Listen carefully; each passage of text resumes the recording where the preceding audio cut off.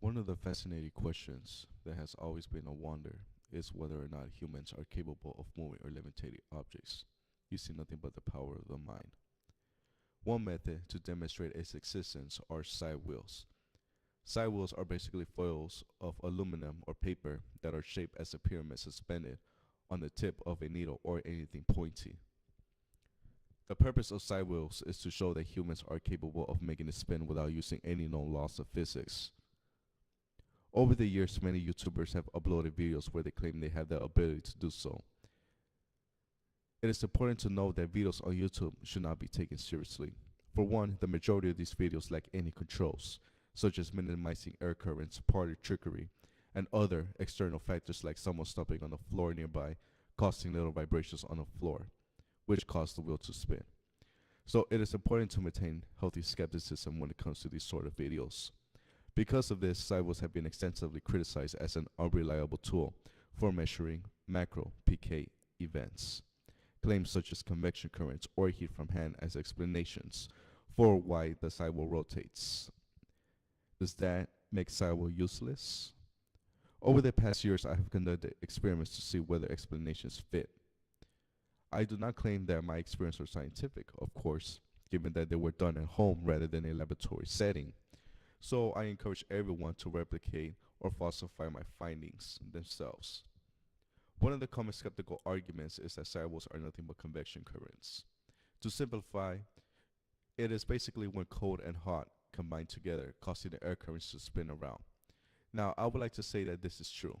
The heat around the Psi-Wheel can indeed cause it to spin easily, so convection must be taken into consideration before using Psi-Wheels. However, from my experiments, I've found that it is really difficult for convection currents to actually penetrate through glass. From this experiment, I boiled water and quickly surrounded it. Apparently, the Psi-Wheel did not seem to spin at all, which in conclusion makes it an excellent control against convection currents. I will not claim it is a perfect control against convection, of course, but that it is a great improvement for it. However, I would like to point out something crucial that many of you may not be aware of. Heat on a surface with glass can also cause the wheel to spin, so it is important to make sure the surface is not hot before beginning your telekinetic session. The second point that skeptics use is the so-called Crookes radiometer.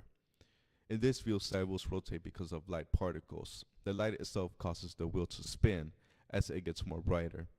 I have done countless experiments on this, and unfortunately, I have to conclude that this is false. Light itself does not cause the wheel to spin.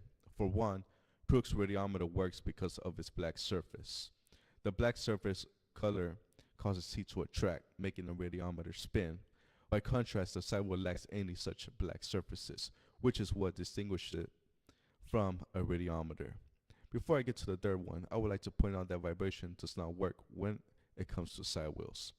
From my experience, when there is a vibration nearby, it causes the wheel to wobble. Even though it wobbles, the wheel does not seem want to spin. I do not know if this is actually true for those that wish to test this. So I encourage those that are interested to try to make the wheel spin by shaking it. Another thing that I would like to point out is that Psi-Wheels can spin by static electricity as well. From my earlier experience, I have confirmed this to be true. Static electricity can indeed be another factor causing the wheel to spin. Never use plastic as a control. Plastics are good conductors for static electricity, so avoid them at all costs. It is best to use glass as there is no conduction. Now, last but not least, air currents. It is obvious that air can make the Psi-Wheel spin whether it was done intentionally as a trick or not. At first, it may seem that glass, just like convection, will be an excellent control. However, this is not the case. Air can still get into glass. One way to prevent this is by applying a soft cloth under it. I found that it was extremely difficult for air then to penetrate through the glass, so I recommend this as a control as well. So, can Psi-Wheels be used as a legitimate tool for telekinesis? Yes, but only under certain conditions in which air, convection, static electricity are eliminated, if not greatly minimized.